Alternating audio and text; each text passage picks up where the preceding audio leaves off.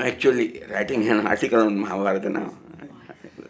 Day after 2 days, there is a seminar in Anantacharya Institute on Mahabharata itself. I'm talking about representations of Mahabharata in art and architecture. See, Mahabharata again, the Mahabharata war traditionally is supposed to be of the time of Parikshit, that is grandson of Dharmaraja, who came to throne. Now, what is the date of that?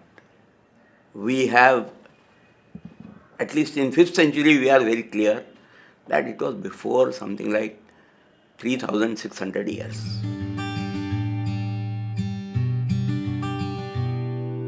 Today, the Yugabda will be something like 5,000 plus or something, 11, 12 or whatever it is.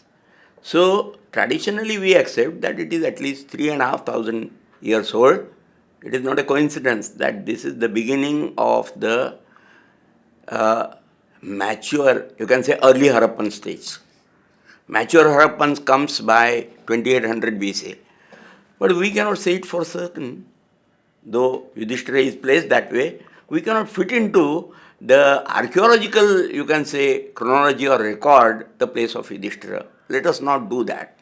Because some portions, some people have tried to do it. Say, for example, Professor S.R. Rao, who says that the submergence of Dwarka, which is referred to in Mahabharata, which is a thing which happened after the coronation of Yudhishthira, and at that time Arjuna is supposed to have accompanied or taken safely all the young, you can say, children of the Yadavas and their wives to Mathura back again.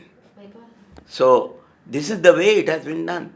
So roughly, and then S.R. Rao has tried to say that, well, Dwarka must have been a historical city and probably it was there in the Harappan times. But I still would prefer not to very praise it, because archaeologically there are other ways also of trying to understand what must have been the times of Parikshit. Parikshit is supposed, in the times of Parikshit, the capital had to be shifted from Hastinapur. And there was a flood. Professor Lal, who has done the excavation at Hastinapur, he found out a layer. And that layer coincided with 800 BC. And therefore he says that in archaeological context, the period of Mahabharata can be taken to be coinciding with the painted grey ware people. Now the culture, we don't know the name. In archaeology, cultures are named after pottery sherds. So before that, there is another culture which is there, and that is OCP ware, as it is called, the ochre color painted ware with which the copper horse are equated. So archaeologically, people try to understand it this way, and therefore, you can say as a sort of a caution, the Mahabharata will be dated to something like 1000 BC. But some scholars prefer to have it in 1400 BC also. This is the actual time when Mahabharata was fought, you can say, or that is the date of the event of Mahabharata. When it was composed definitely before the Sutra period. Because in the Sutra, Rishi Tarpana is done. So, first of all, the Tarpana is done. It starts with Vyasa only. When it comes to the later period, first of all the main Rishis, and then Vyasa comes. Because he is the person who composed Mahabharata as we understand it. And his disciples, Sumantu, Jaimini, Vaishampayana. So these are the three disciples. And they have transformed Mahabharata from Jaya to Bharata and Mahabharata. So what Mahabharata we have got, naturally it itself says that there were 3 stages of development. So first of all, it is Jayakya Samhita, probably victory, which has been described by Bharavi in his Kiratarjuniyam. So curiously enough, the sculptures at Ellora, they tell you that Mahabharata, when the Mahabharata is depicted at Ellora, it starts with the Arjuna going to Indrakila Parvata and practicing penance for getting Pashupata. all the remaining stories, they are something like appendages according to additions, how they were born, what was their, who were their ancestors and other things was probably later on added, though it was known. That did not form the main part of the Mahabharata. So from something like the Sabha Parvan, wherein Vanaparvan, from Vanaparvan to you can say all the Bhishma and other Parvans, and when the last person dies, that is you can say Duryodhana, there ends the Jayakya Samhita. There are other portions which are added. But are they added like this? I mean, of course, the Moksha Parva and Shanti Parva, wherein Bhishma tells the proper ways of life for Yudhishthira, those are later portions according to them, because then there are grounds to believe that instead of renunciation, which is the essence of the teachings of the Veda, now emphasis in Moksha Parva on the householder's life. So it is a thought development parallel to the thought development in Buddhism. From Hinayana we are coming to Mahayana. So renunciation is put in background, and even a householder can become a bodhisattva. He can attain nirvana while remaining a householder. So those things are emphasized and similar things are there. So they may be going parallel, you can say. So that is why if Hinayana goes back to something like 3rd century BC, Moksha Dharma and Shanti Parva can be dated this way. It can be put, there might be other ways of dating them.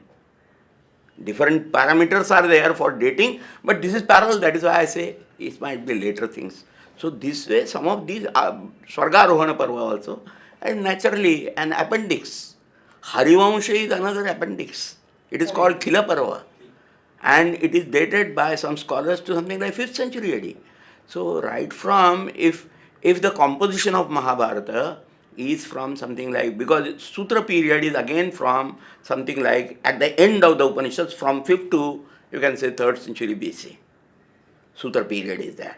So the Griya Sutras, Shrauta Sutras and other sutras, similarly other sutras, Brahma Sutras and other sutras, they come into that particular bracket, and therefore these portions can be added as definitely after the main Jayakya Samhita.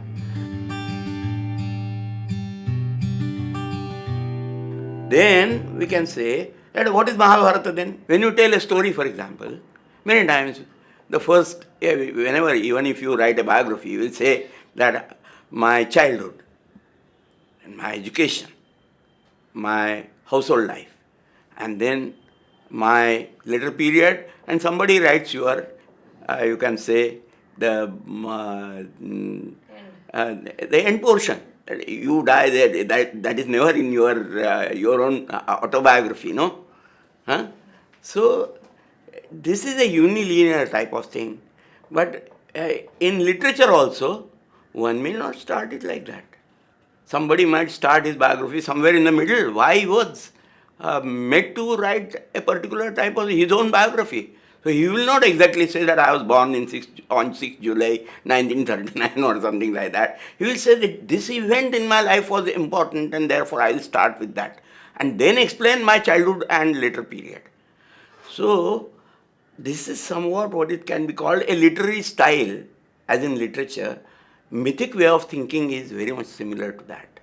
And therefore, in a mythic way of thinking, Mahabharata, for example, if you see it carefully, in the Moksha Dharma Parva also, what is, so Yudhishthira asks a question to Bhishma.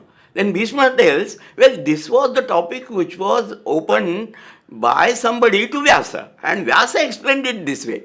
So there is a story within the story, which may go backwards and forwards and this way. So it is called, the way of narration is called cycle within cycle.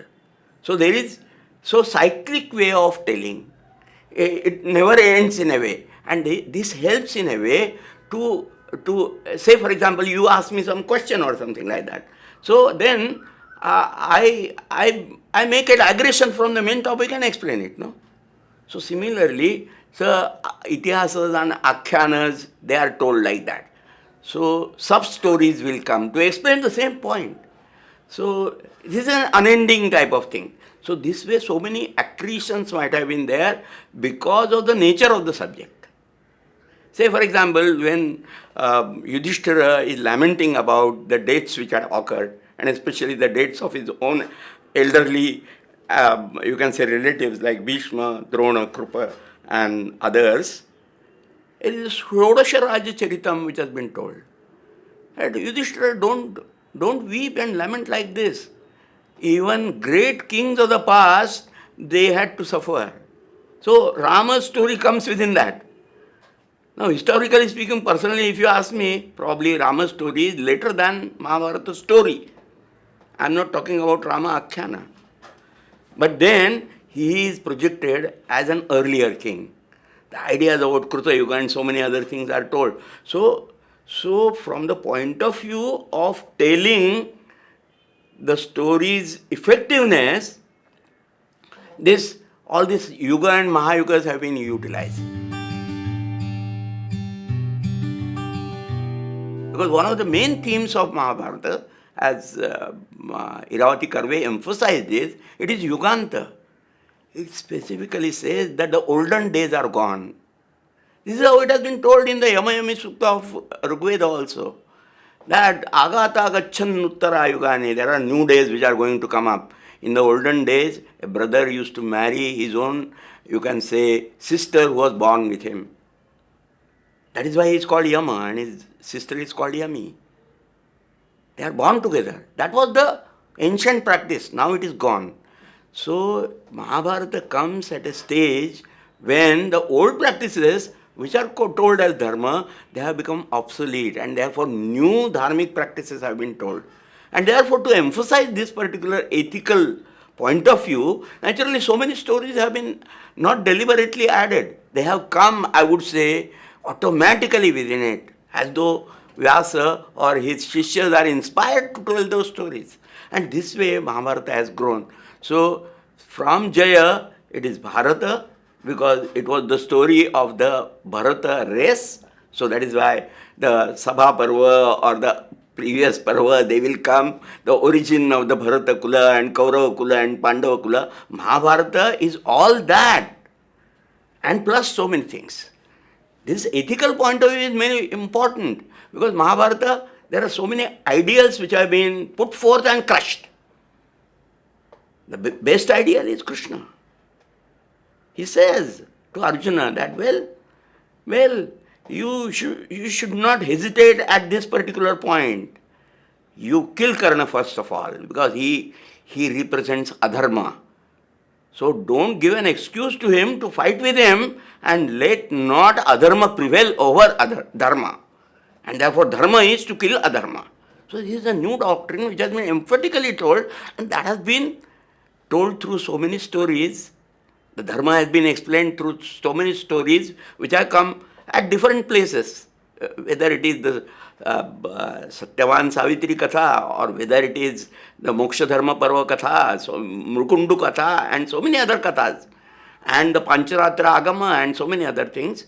So there is a new wave of Dharma which is coming in. The Shrauta Dharma is gone and Agama Dharma is coming. That has been told in the Narayaniya Parva. So this is the new Dharma which is to be. So the old Dharma is to be set aside, it is to be respected, but the new Dharma has to take its place. So this is the kernel of Mahabharata and the essence of the whole thing is the Bhagavad Gita. It has been told to you in different ways through different stories. You have to understand it properly. And that is why Mahabharata is worked upon for the last so many centuries. Mahabharata is not a story which has gone away. It is to be dramatized in a foreign language for 8 hours through a drama where the European spectators were virtually pinned to their chairs. Because there is something which is coming from within. It is not a simple story, a fancy or a romantic tale or something like that. It is the ethical code of conduct and kernel of the life of the Indian, the very essence. That is why Tijan Bai, who is a Chhattisgarhi woman, I have heard her before she became a great thing. I had gone for excavations at Nagara, a place near Gondia, and during Shivaratri she had come. It was fascinating, dancing and taking the role of different characters and inculcating. So, in the Chhattisgarhi language, so it is not Sanskrit, it is not Prakrit, it is not the different Indo-Aryan languages, but it is even from the modern point of view, the Austro-Asiatic or other languages, which are part of Indian culture, of course. It is in Dravidian, it is in Karnataka, it takes different shapes. Say, for example, Kirata Arjuna, I will tell you how folk tales and different explanations are given. That way you can understand the so-called interpolations, what they are called. I don't call them interpolations. Those are at the most additions to explain further points in the later period. Say, how is it possible? Why Arjuna was given the Pashupati Astra? It says that in Mahabharata it has been said that Arjuna was about to hit back Kirata, and then he realizes that the malas which he is throwing at the Shivalinga, they are coming to Kirata, and therefore he realizes that he is the god and he prostrates before him. Bharavi says something different. He says that he was about to catch him, he was jumping in the air, Kirata was jumping in the air, so Arjuna was about to clasp him at his feet and put him in the ground. But then at that time, realizing the greatness, Shiva thought that this is the moment I should show that I am Shiva. The folk tales tell you, Pampa Bharata tells you that, well, Parvati wanted to know what is the secret of Arjuna being such a great warrior. Because Arjuna is again an incarnation of Nara. Nara Narayana are manifestations of that great Narayana. They have come to annihilate all the asuras. So he is virtually, and if you see some of the portions of Moksha Dharma Parva, Narayana defeats Rudra. Probably an inspiration has been taken from there. And therefore, the local tales in Karnataka tell you that Parvati wants to know that secret. And therefore, Shiva, as a part of that play, acts as though he is defeated. So he falls on the ground so that he can pounce upon, and Parvati from behind can see the auspicious mark on the back of Nara, which makes him invincible. And then he realizes and gives Pashupata. Now what I mean to say, that Mahabharata story has not stopped. It has not been, the modern authors will say that it has been totally changed. It has been perverted by the Jains or something like that, because the same story continues after Mahabharata in so many Puranas wherein Arjuna is a character and fight of Shiva and Arjuna has been described. So it is Jains wanted to ridicule Shiva. It is not like that. This is the better way of understanding. The people who were devoted to Shiva as also Arjuna, they tried to understand this story in a different way. And therefore we have to accept Pampa Mahabharata also. There are so many versions of Mahabharata which are all over Indonesia and they are still being enacted. They believe that, well, Ayodhya was really in Thailand. Hindus claim that Ayodhya is in UP, near Faizabad or something like that. So people believe in these epics because they give you all the time an inspiration to be on the right path. And that is the kernel of Mahabharata. Bhagavad Gita, it is definitely before 2nd century BC, there is no doubt, because it is the essence of the Upanishads. It is virtually a popular attempt to do as Brahma Sutras are there. So they should be of the same date according to me. And a simple person like me, a student of Sanskrit, cannot date. Cannot date. I am a very short man. And when I want to write Raghuvamsha, it is a tall tree. I cannot pluck the fruit. Yeah. I'm sorry. Yes.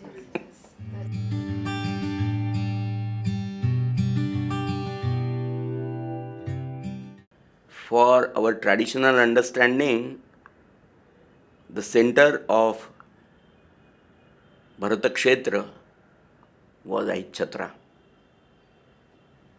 To the north was Vairajya beyond the Himalayas. To the west was Vairajya was to the west. That is, you can say Indus Valley culture or something like that. Then Swarajya, Samrajya was to the east, Bhaujya was to the south, Vairajya was to the west, and Paramishta Rajya was in the middle. The Persian legend that there are 16 sacred countries in which the Persians, the Aryans moved. Aryanam Vejo, it is called. Those are 16 countries which are right from Persia to Central Asia and includes even the Sapta Sindhu region. So if this is the moment in terms of the Aryas, as we understand in the Indo-Iranian concept, that they came from outside, even if it is Central Asia, it won't be from outside because it was one of the sacred countries. If we talk from the physical point of view, then you can say that, well, Pamir is now located, Meru is now located near Pamir, and therefore the Aryas, if they have come from Pamir or that area, they have come from outside.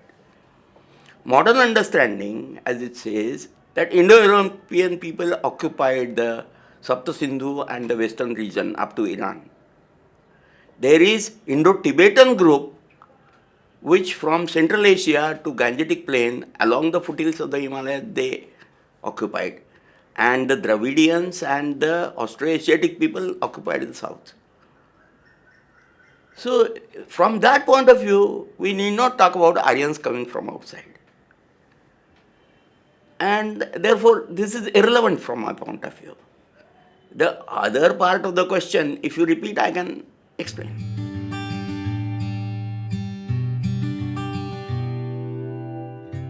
When Professor Alchin wrote The Birth of Indian Civilization in 1963, when I was a student, he said that the Aryans came from outside. They were different from the Dravidian Harappan civilization.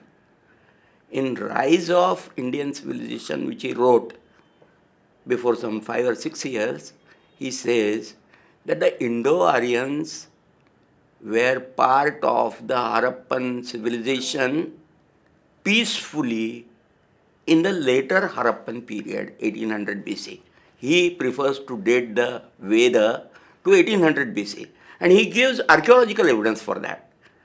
In Harappa, the layer 2 and 2A are supposed to be of the Indo-Aryan or the Vedic people. That has been accepted by scholars like, first of all, it was propounded by Vats, then it was dealt with by D.D. Kosambi, who seems to be accepting the same thing.